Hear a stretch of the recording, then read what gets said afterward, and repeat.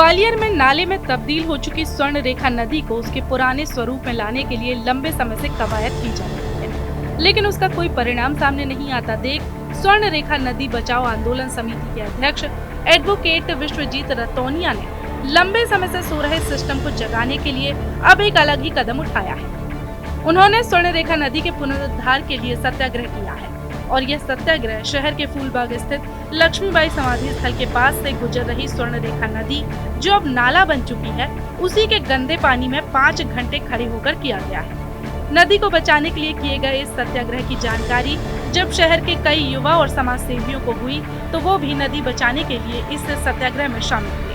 दरअसल ग्वालियर में स्वर्ण रेखा नदी को उसके पुराने स्वरूप में लौटाने की मांग को लेकर स्वर्ण रेखा बचाने की मुहिम चला रहे एडवोकेट विश्वजीत रतौनिया ने नदी के गंदे हो चुके पानी में उतरकर नदी सत्याग्रह किया। खास बात ये रही कि स्वर्ण रेखा नदी को उसके पुराने स्वरूप में लौटाने के लिए ग्वालियर हाईकोर्ट में जनहित याचिका भी एडवोकेट विश्वजीत रतौनिया के द्वारा दायर की गई थी, जिस पर सुनवाई करते हुए हाईकोर्ट ने स्थानीय जिला प्रशासन और नगर निगम को सख्त निर्देश दिए थे इसको पुराने रूप में लौटाने के लिए तत्काल काम शुरू किया जाए, लेकिन हाईकोर्ट के निर्देशों के बावजूद भी जिम्मेदारों ने इस ओर कोई काम नहीं किया। ऐसे में जिस तरह देश को आजाद कराने के लिए गांधी जी ने सत्याग्रह मुहिम छेड़ी थी, उसी तरह गांधी जी के जन्म दिवस के मौके पर स्वर्ण रेखा नदी को पुनर्जीवित करने के लिए 1 दिवसीय नदी सत्याग्रह किया गया। एडवोकेट विश्वजीत रतौनिया ने चेतावनी भी दी है कि यदि जिम्मेदार अधिकारियों ने इस ओर ध्यान नहीं देकर काम शुरू नहीं किया, तो फिर 1 सप्ताह बाद आमरण अनशन नदी सत्याग्रह शुरू किया जाएगा, जो कि एक जन आंदोलन बन सकता है। पर हम लोग सत्याग्रह कर रहे हैं और ये संदेश इस सत्याग्रह से देने का काम कर रहे हैं कि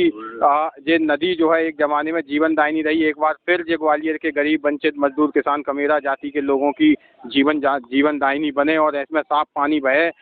इसी संदेश के साथ हम कर रहे हैं और एक चेतावनी भी उन लोगों को देने का काम कर रहे हैं, उन जिम्मेदार अधिकारियों को, कर्मचारियों को, नेताओं को, मंत्रियों को, विधायकों को, सांसदों को, जिन्होंने इस नदी को लाभ का अड्डा बनाया, करोड़ों रुपए का गमन इस नदी पे किया।